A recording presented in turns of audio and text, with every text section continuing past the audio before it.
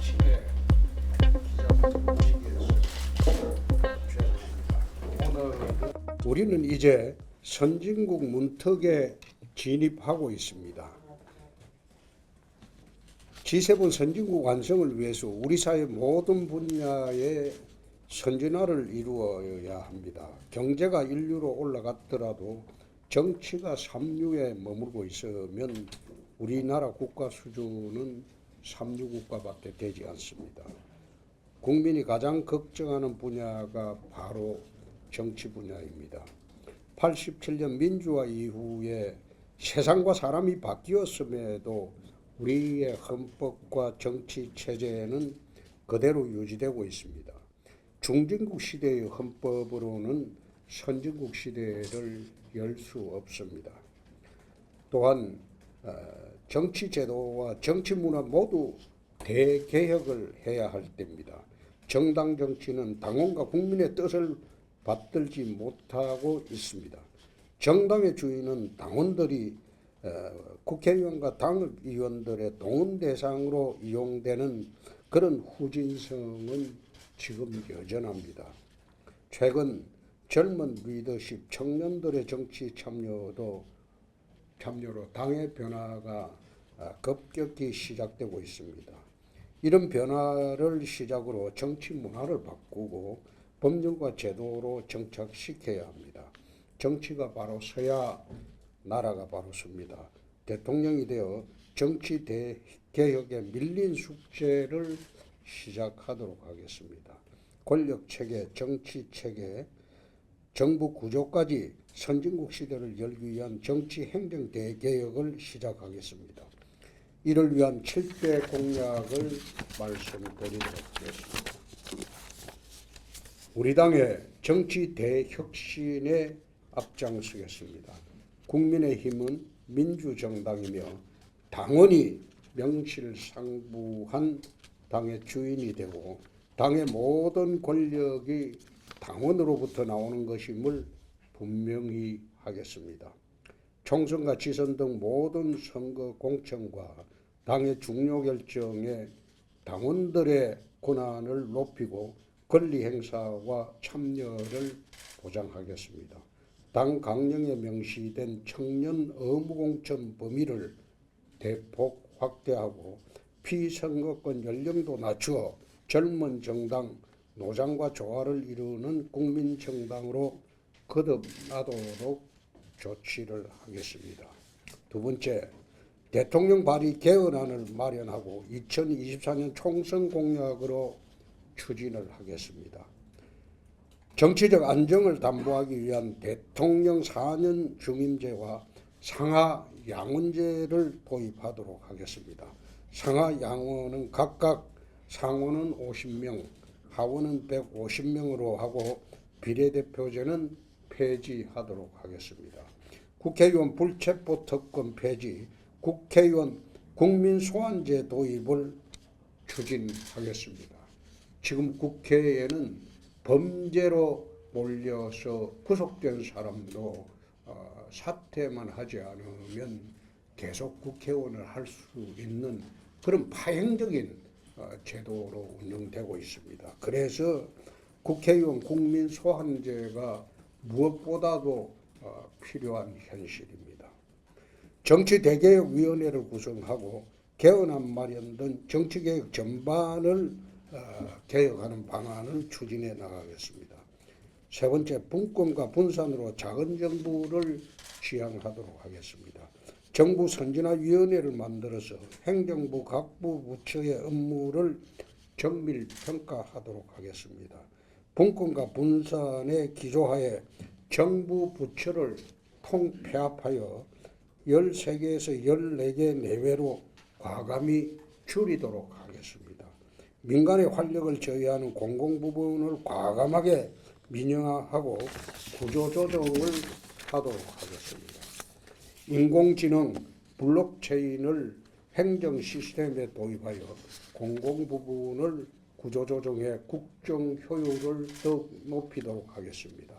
네 번째, 국정을 부처 중심으로 운영하고 청와대는 비서실과 미래 전략실을 두도록 하겠습니다. 청와대 정부라는 비판에서 벗어나 내각이 책임지고 일하는 정부를 만들도록 하겠습니다. 청와대 기능과 직제도 대폭 개편하겠습니다. 비서실과 미래전략실에 2실장 체제로 하고 미래전략실이 국가 중장기 과제와 미래전략 업무를 관장하도록 하여 대통령이 직접 챙기도록 하겠습니다. 5번째, 선진국 시대에 걸맞게 국가사정기구를 개편하겠습니다. 검찰 중심의 수사 기능을 국가수사국 중심으로 개편하고자 합니다. 국가수사본부를 경찰로부터 독립시키고 한국형 FBI로 만들어 모든 수사 기능을 국가수사국으로 통일하고자 합니다. 고위공직자범죄수사처는 폐지하고 검찰은 공소 유지를 위한 보안수사 기능만 두도록 하겠습니다. 사정기관을 검찰, 국가수사국, 경찰청으로 기능별로 배치하고 직급도 동등하게 하도록 하겠습니다. 6번째, 전국 행정구역을 40개 내외의 자치단체로 재편하겠습니다. 현행 중앙광역 기초의 3단계 행정조직체계를 중앙과 지방의 2단계 행정체제로 대폭 개편하도록 하겠습니다. 현 3개에서 5개 기초자치단체를 묶어 행정중심지를 지역의 행정, 문화, 경제, 의료복지의 거점으로 만들어서 지방소멸을 막도록 하겠습니다. 7번째, 정부의 세출조정과 공공부문 구조조정으로 나라의 빚을 최대한 줄여나가도록 하겠습니다. 국가채무가 1,000조를 돌파했습니다. 다시 정부부터 허리띠를 졸라매고 정부 살림을 줄이겠습니다. 적자 재정을 균형 재정으로 바꾸겠습니다. 재정점검단을 만들어서 중앙정부와 지방정부, 공공기관의 재정진단을 실시하고 적정 채무 한도를 정해 중장기 정부 재정 운영 계획을 새로 짜도록 하겠습니다. 이상입니다. 적절치 않습니다. 권력 나눠먹기 개헌에 불과합니다. 그건 옳지 않습니다. 대통령제를 하더라도 대통령이 국회의원을 내각에 많이 기용하게 되면 내각제와 같은 효과를 낼 수도 있습니다. 제가 대통령이 되면 행정안전부처의 장관이나 중요 직책에 반드시 국회의원들을 기용해서 대국회 관계를 원만하게 이끌도록 하겠습니다. 정무장관 제도를 도입하도록 하겠습니다. 현직 국회의원을 정무장관으로 해서 대국회 통로를 만들도록 하겠습니다. 좀 다른 뉘앙스로 보이죠? 국가수사본부로 수사지휘 체계를 바꾸는 것은 개헌 무렵에 바꾸게 될 겁니다. 지금 180석을 차지하고 있는 민주당 국회에서는 이 공약을 받아주지 않을 겁니다.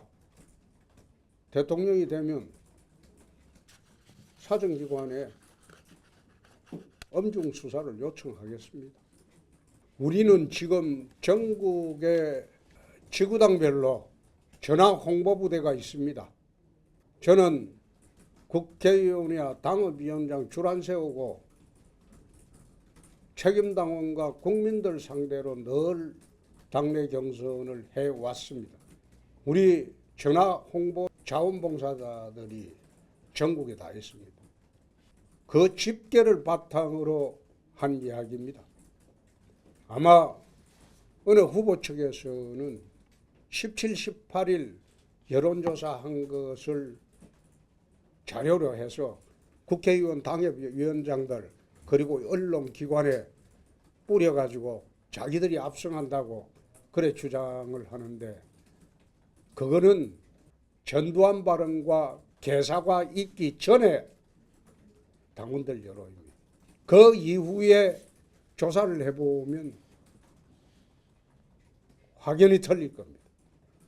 근데 그 전 조사를 가지고 당협위원장들을 지지 선언을 강요하고 국회의원들 참여를 강요하고 있습니다. 아마 어느 캠프에서 문자 보낼 때도 지금의 여론조사 그거는 문자를 잘 보내지 않습니다. 과거에 압도적으로 이길 때를 바탕으로 보내고 있는 것으로는 저는 알고 있습니다. 판이 근본적으로 바뀐 시점이 개사과 시점입니다. 그 이후에 발표되고 조사된 것은 그 진영에서는 발표하지 않습니다. 판이 달라졌으니까요.